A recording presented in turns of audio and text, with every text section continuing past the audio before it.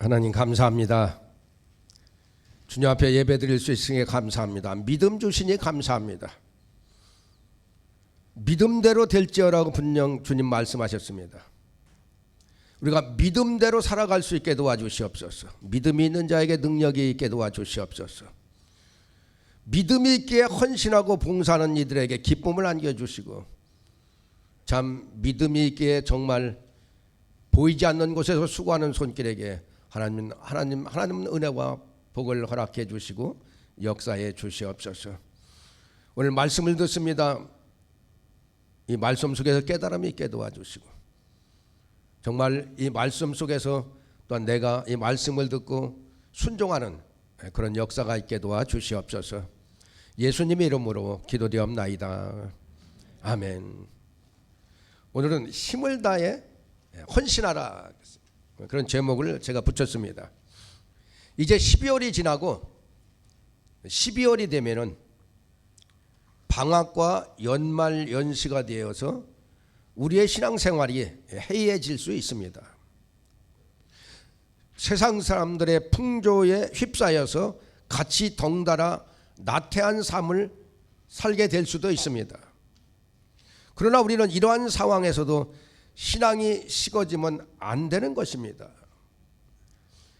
본문은 마태복음과 요한복음에도 나오는 내용입니다.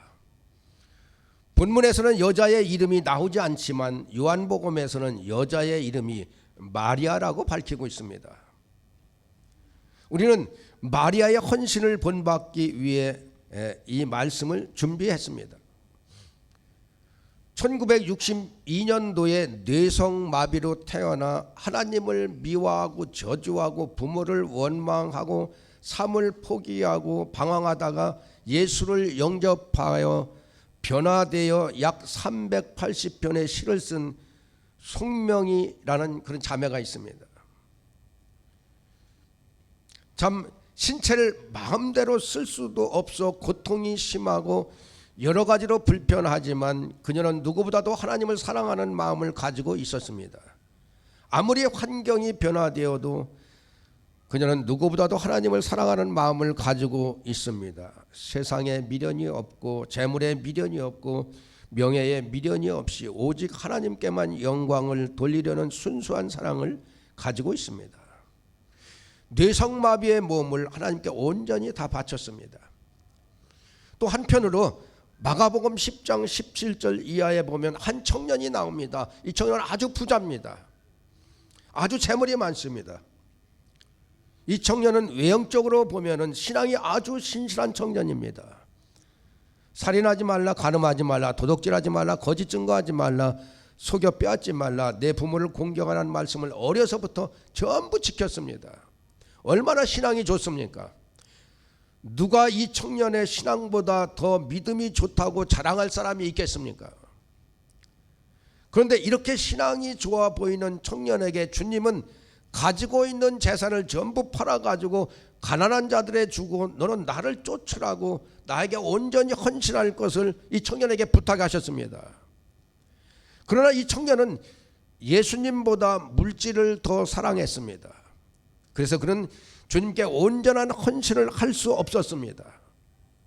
이 송명이 자매와 이 부자 청년 중 누가 하나님께 힘을 다해 헌신을 다했다고 여러분들 생각하십니까? 우리를 구원하기 위해서 목숨을 바치신 예수 그리스도에 대한 나의 헌신의 자세는 어떠한지 오늘 말씀을 통하여 한번 생각해 보시기 바랍니다. 첫째, 주님으로부터 칭찬받는, 그리고 주님이 받으시는 헌신을 해야 된다는 것입니다. 본문 6절에 보면 예수께서 이르시되 가만두라, 너희가 어찌하여 그를 괴롭게 하느냐, 그가 내게 좋은 일을 하였느니라, 이렇게 말씀합니다. 우리는 항상 주를 위해서 좋은 일을 하고 헌신을 해야 됩니다. 그럼 주님이 받으시는 봉사와 헌신은 어떤 것이라고 생각합니까? 로마서 12장 1절에서 2절에 보면 이렇게 말씀합니다. 그러므로 형제들아, 내가 하나님의 모든 자비하심으로 너희를 권하노니 너희 몸을 하나님이 기뻐하시는 거룩한 산제물로 드리라.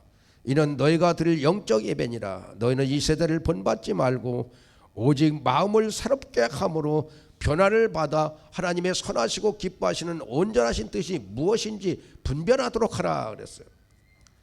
산 제사 그리고 죽은 제사, 이게 서로 대조되는 개념입니다.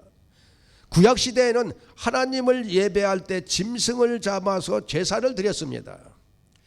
그러한 의미에서 구약의 예배는 죽은 제사입니다. 죽은 짐승을 드렸습니다. 하나님은 이러한 죽은 제사를 요구하는 것이 아닙니다. 산 제사를 요구하고 있습니다. 즉 우리 몸을 하나님께 산채로 드리도록 요구하고 있는 것입니다. 여기서 몸이란 사람의 인격 전체 혹은 삶 전체를 의미합니다. 그러므로 지금 우리의 삶 전체와 인격 전체를 하나님께 드리도록 요구하고 있는 것입니다. 그렇습니다. 우리는 우리의 인격과 삶 전체를 드려 하나님께 헌신하고 봉사함으로 산제사를 드려야 합니다. 물론 우리가 우리 몸을 드려 하나님께 헌신한다고 해서 그것이 모두 하나님이 기뻐하시는 제사가 되는 것은 아닙니다. 그것이 하나님께서 기뻐하시는 제사가 되려면 여기에 반드시 첨가할 것이 있습니다. 그것이 바로 거룩함입니다. 우리 몸을 산제사로 드리되 거룩한 산제사로 드리도록 요구하고 계신 겁니다. 구약시대 하나님을 예배할 때는 반드시 흠과 점이 없는 깨끗한 제물로 제사를 드려야 했습니다. 그래야 하나님이 연락하셨습니다. 마찬가지로 오늘 우리가 우리 몸으로 드리는 예배도 하나님께 연락되고 하나님이 기뻐하시는 제사가 되려면 우리 몸을 거룩히 구별하여 드리는 예배가 되어야 합니다.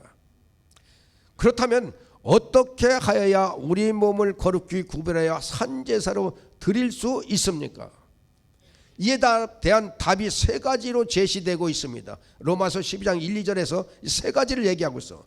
첫째는 이 세대를 본받지 말라는 것입니다. 이 세대란 우리가 살고 있는 하나님 없는 인간의 악한 풍습과 타락한 생활 방식을 쫓는 세대입니다. 이 세대는 물질 만능 세대입니다. 바로 이러한 세대를 본받지 않는 것이 우리가 거룩한 제사를 드리는 거라는 거예요.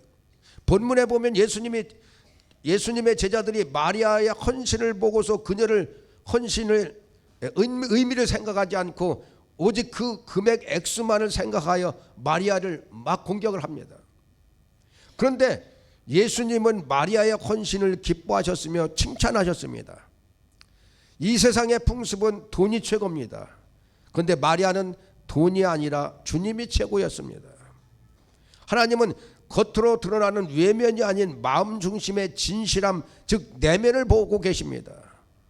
이는 우리가 눈에 보이는 것 그 어떤 결과만 의존하고 평가를 내리는 것이 옳지 못함을 이야기하는 것입니다. 마리아가 행한 일에 대해서도 제자들은 자신들의 견해를 말하기 전에 이게 하나님 뜻에 옳은지 아닌지를 먼저 생각해야 됐습니다. 우리는 전부 내 생각대로 판단을 합니다. 그리고 내가 옳다고 생각하는 것입니다. 비록 내가 옳다고 여겨질지라도 주님께 여쭤봐야 되는 겁니다. 주님이 판단하십니다. 주님이 옳지 않다고 하면은 옳지 않은 것입니다. 우리는 언제든지 모든 것을 하나님의 관점에서 보고 이해하고 평가해야 되는 것입니다. 둘째로 마음을 새롭게 함으로 변화를 받아야 합니다. 곧 세속의 타락한 시류의 마음을 빼앗기지 말고 새롭게 창조된 피조물로서 날마다 삶과 전인격적인 그리스도의 형상으로 변화시켜 가야 하는 거예요. 우리를 변화시켜 가야 된다는 거예요. 그런 예배가 되어야 된다는 거예요. 셋째는 하나님의 선하시고 기뻐하시고 온전하신 뜻이 무엇인지 분별하는 것입니다. 곧 자기를 위한 삶이 아니라 하나님을 위한 삶, 하나님이 기뻐하시는 삶을 살아가는 것입니다. 우리가 삶을 살 때 하나님을 먼저 생각하고 하나님이 기뻐하시는 삶을 살아가는 거예요. 마태복음 5장 14절에 주님은 너희는 세상의 빛이다 이렇게 말씀하십니다. 이는 우리가 세상의 본이 되어야 함을 의미합니다. 따라서 우리가 세상을 본받는, 세상을 쫓아가는 그런 삶을 산다면 하나님 말씀에 완전히 역행하는 것입니다. 예수님은 마리아의 헌신과 봉사를 받아주셨습니다. 그러나 성경에 보면은 무조건 우리가 봉사한다고 헌신한다고 주님이 모두 기쁘시게 받는 것은 아님을 우리는 깨달아야 됩니다. 예수님은 라오디게아 교회의 헌신과 봉사를 받지 않으셨습니다. 내가 이같이 미지근하여 뜨겁지도 아니하고 차지도 아니하니 내 입에서 너를 토하여 버리리라, 이렇게 말씀합니다. 여기서 우리는 라오디게아 교회가 주님으로부터 엄정한 심판의 경고를 듣게 된 원인을 생각해 봐야 됩니다. 주님은 라오디게아 교회에 헌신이 없었기 때문에 심판을 경고하신 것이 아닙니다. 그들도 예배를 드렸습니다. 그들도 종교적인 의식과 행사 전부 했습니다. 분명히 그들도 하나님께 영광을 돌린다고 했습니다. 다만 그들은 하나님께 온전한 헌신이 아닌 반 정도만 헌신하려 했습니다. 그들은 그저 미지근하여 하나님께 반만 헌신하고 스스로 내가 주의 일을 했다라고서 만족하는 거예요. 스스로 만족하는 거예요. 그런데 하나님은 이렇게 미지근하게 헌신하는 성도를 참지 못합니다. 이사야 선지자가 우리를 깨닫게 하는 말씀이 있습니다. 헛된 재물을 다시 가져오지 말라. 분향은 내가 가증히 여기는 거요, 월삭과 안식일과 대로 뭐 이런 것도 그러하니 성애와 아울러 악을 행하는 것을 내가 견디지 못하겠노라, 이렇게 말씀합니다. 하나님은 위선적인 종교 행위를 싫어하십니다. 여러분이 교회 안에서 드리시는 예배와 주를 위한 모든 행사들이 있지만 여러분이 동참은 하지만 열의가 없다든지 아니면 기쁨이 없다든지 그냥 참석할 수도 있습니다. 헌신하는 것처럼 보이지만은 그것은 내가 최선을 다해서 하는 것에 그 반도 안 되게 여러분이 참석할 수도 있습니다. 그런데 그런 헌신은 하나님이 받지 않으신다는 얘기입니다. 그런 헌신은 헌신의 열매, 즉 헌신의 축복을 받을 수 없다는 것입니다. 가지의 잎만 무성할 뿐입니다. 이것이 우리의 현실이 아닐까요? 이제라도 우리가 돌이켜야 합니다. 헌신을 다해서 힘을 다해 주님을 위해 헌신과 봉사하는 저와 여러분 되시기를 예수님 이름으로 축원합니다. 또한 주님은 아나니아와 삽비라의 예물을 받지 않으셨습니다. 사도행전 5장 1절에서 5절에 보면 아나니아라 하는 사람이 그의 아내 삽비라와 더불어 소유를 팔아 그 값에서 얼마를 감춤해 그 아내도 알더라. 얼마만 가져다가 사도들의 발 앞에 두니 베드로가 이르되 아나니아야, 어찌하여 사탄이 내 마음에 가득하여 내가 성령을 속이고 땅값 얼마를 감추었느냐. 땅이 그대로 있을 때는 내 땅이 아니며 판 후에도 내 마음대로 할 수가 없더냐. 어찌하여 이 일을 내 마음에 두었느냐. 사람에게 거짓말한 것이 아니요 하나님께로다. 아나니아가 이 말을 듣고 엎드려져 혼이 떠나니 이 일을 듣는 사람이 다 크게 두려워하더라, 이렇게 말씀합니다. 부정직한 아나니아와 삽비라 부부의 위선적인 행동에 대한 하나님의 경고입니다. 즉 아나니아와 삽비라 부부는 교회의 공헌을 이용하여 자기들의 이기적인 정욕을 채우려고 하는 것입니다. 이들은 바나바를 비롯한 다른 성도들이 자기들의 재산을 팔아서 교회에 드리자 자기도 그리하겠다고 자기들도 땅을 팔았습니다. 여기까지는 참 잘한 것입니다. 그런데 문제는 땅을 팔아 받은 돈을 다 바치지 아니하고 그 일부만 바쳤으면서도 땅 판 것 전부를 바쳤다고 거짓말을 하고 사도들과 성도들 그리고 나아가서 성령 하나님을 속인 것입니다. 그들은 종교적으로는 아주 경건한 것처럼 보이게 함으로 다른 성도들로부터 존경을 받아 명예롭게 도구자 하는 마음에서 재산을 팔았지만은 자기 재산에 대한 미련을 버리지 못해 거짓되게 행한 종교 위선자들이 되었던 것입니다. 우리는 위선적으로 예배드리고 헌신하는 성도가 돼서는 안 된다는 것입니다. 위선은 죄악 중에서 참 질이 아주 나쁜 죄악입니다. 그것은 선으로 가장한 악이기 때문에 그렇습니다. 사탄에게 속한 자들의 죄 중에 가장 고단수가 죄가 위선인 것입니다. 위선의 죄가 큰 겁니다. 아담과 하와가 어떻게 타락했습니까? 선과 진리로 위장한 사탄의 유혹에 미혹되어서 하나님을 배반한 것입니다. 그와 마찬가지로 사탄의 수하에 있는 자들도 마치 천사처럼 가장하고 교회에 침투하여 교회를 망치려고 합니다. 아나니아와 삽비라와 같은 종교적 위선자들이 바로 그들입니다. 예수님도 또한 이렇게 말씀합니다. 나더러 주여 주여 하는 자마다 다 천국에 들어갈 것이 아니요 다만 하늘에 계신 내 아버지의 뜻대로 행하는 자여야 들어가리라. 겉으로는 주여 주여 하기에 예수를 믿는 것 같은데 행동은 그렇지 않습니다. 즉 위선이라는 겁니다.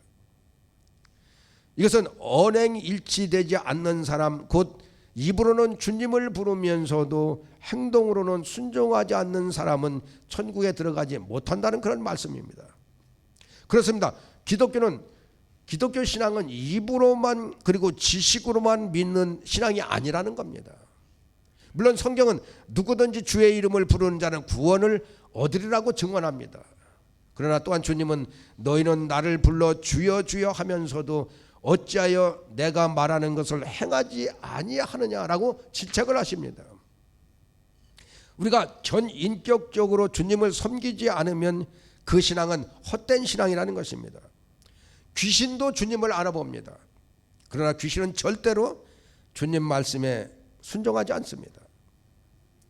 여러분, 교회에서 헌신하고 봉사할 때 주님이 칭찬받으시고 참 칭찬하시고 주님이 그 여러분의 헌신과 봉사를 받으시는 봉사인지 아닌지 여러분 스스로 한번 생각해 보시기 바랍니다. 우리 모두 주를 위한 일들이 주님이 받으시고 주님으로부터 칭찬을 받는 헌신과 봉사가 되기를 예수님의 이름으로 축원합니다. 둘째는 마리아의 헌신은 자발적이고 희생적인 헌신이었습니다. 본문 8절에 보면 그는 힘을 다하여 내 몸에 향유를 부어 내 장례를 미리 준비하였느니라 이렇게 말씀합니다. 그리고 마리아는 누가 시켜서 주님께 향유를 부은 것이 아니었습니다. 자기 스스로 자발적으로 주님께 향유를 부은 것입니다. 또한 다른 사람이 나를 알아달라고 봉사한 것이 아니었습니다. 그러나 제자들은 주님께 옥합을 부어드린 마리아를 향하여 어찌하여 이 향유를 허비하느냐 이렇게 비난합니다. 300데나리온이라는 돈은 노동자 1년의 품삯과 맞먹는 큰 액수입니다. 이처럼 값진 향유를 주님께 부어드렸더니 허비라고 제자들은 말하며 잘못되었다고 판단을 합니다. 제자들이 볼 때는 그것은 낭비요 그 돈으로 다른 사람에게 사용하면 참 좋다고 생각했던 것입니다. 제자들의 관심은 주님보다 돈이었습니다.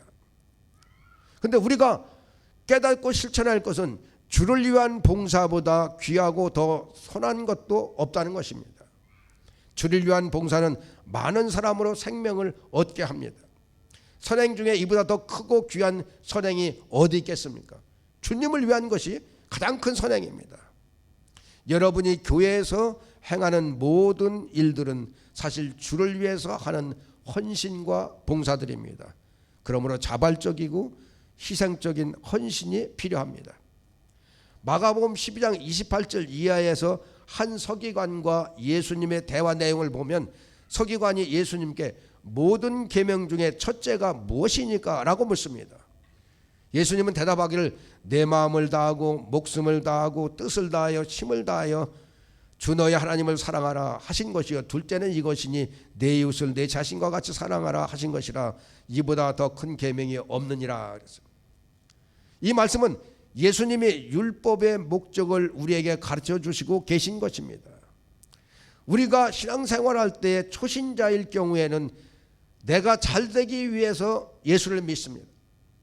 그러나 주님과 깊은 교제를 하고 훈련을 잘 받은 성도들은 우리 신앙의 근본 목적을 깨닫게 됩니다. 그 목적이 바로 하나님을 경배하는 것입니다. 신앙이란 결국 내가 잘되고자 예수를 믿는 것이 아니라 하나님을 경배하려는 목적으로 하는 것입니다.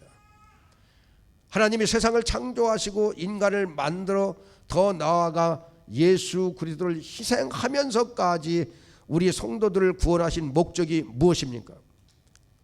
이는 우리가 그리스도 안에서 전부터 바라던 그의 영광의 찬송이 되게 하려 하심이라고 했습니다. 사랑하는 성도 여러분, 하나님이 우리에게 신앙을 주신 목적은 하나님을 경배하고 찬송케 하려는 데 있음을 우리는 명심해야 됩니다.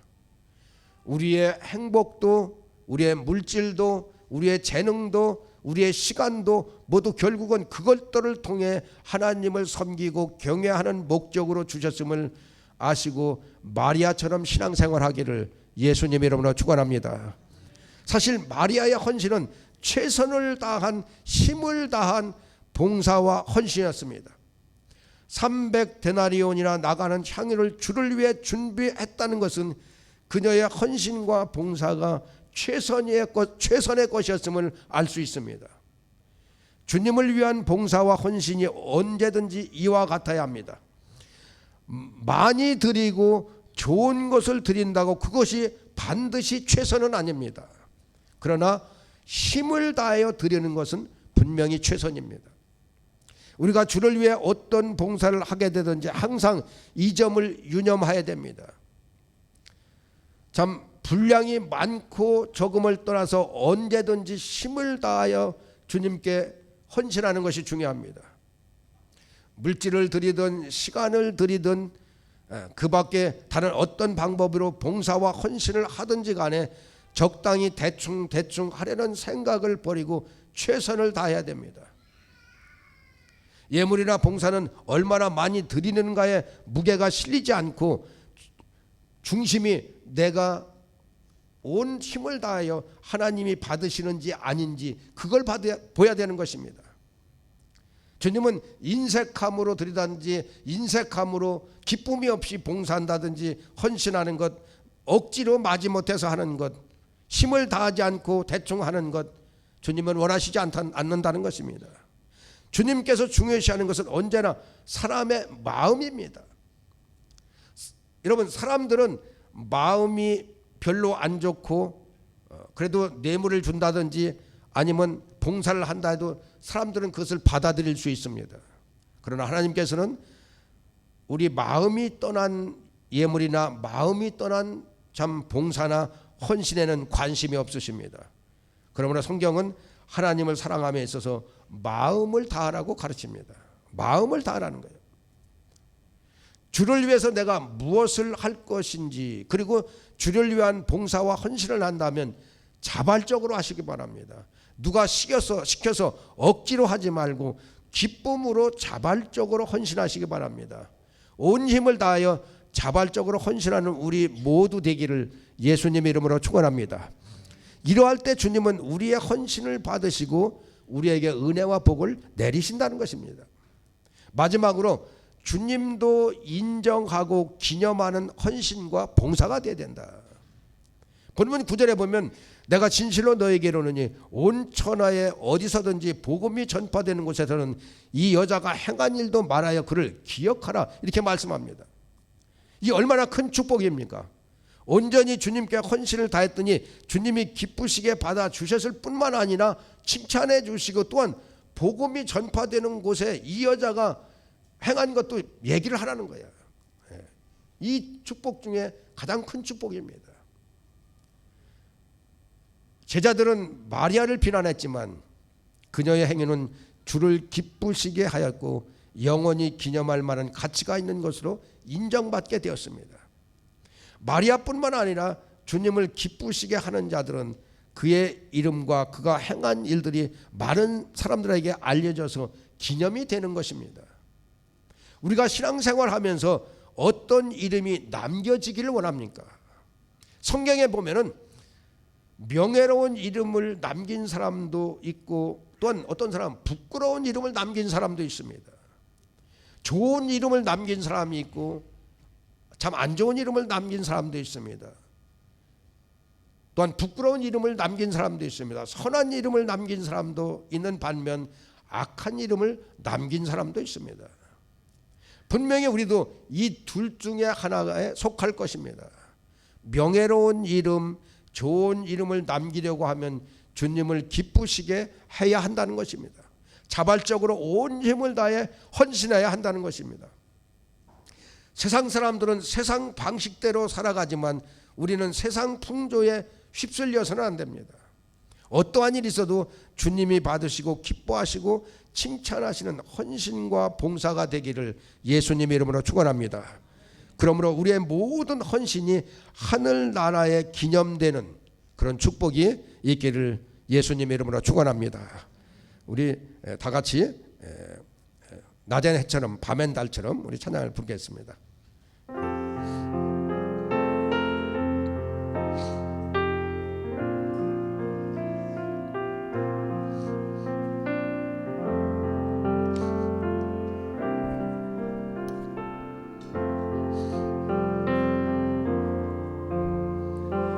낮엔 해처럼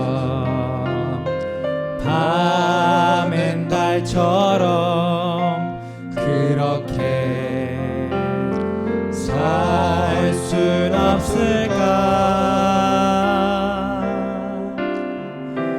욕심도 없이 어두운 세상 비추어 온전히 남을 위해 살듯이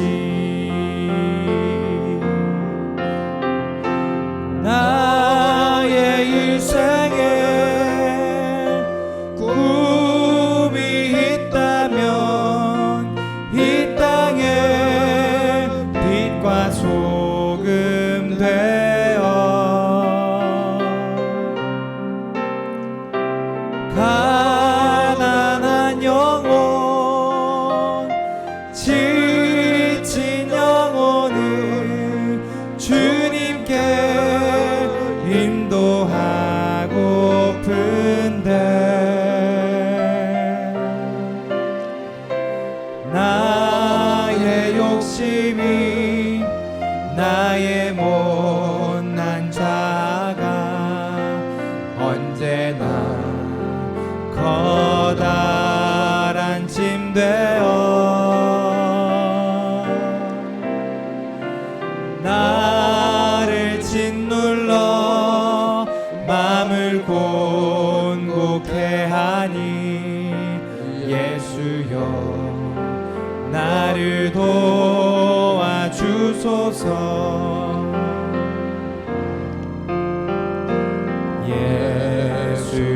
예수님처럼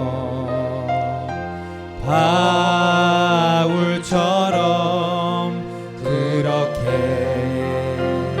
살 순 없을까? 남을 위하여 당신들의 온몸을 온전히 버리셨던 것처럼 주의 사랑은 베푸는 사랑 값없이 그저 주는 사랑 그러나 나는 주는 것보다 받는 것 더욱 좋아하니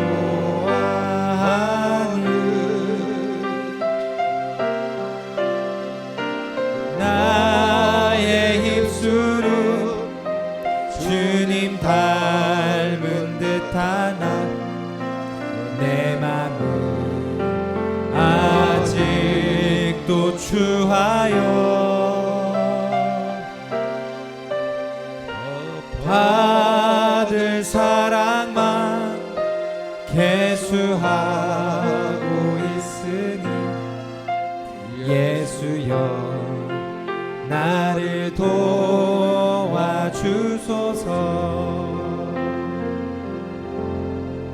이 찬양이 여러분의 신앙 고백이 되길 주님의 이름으로 축원합니다.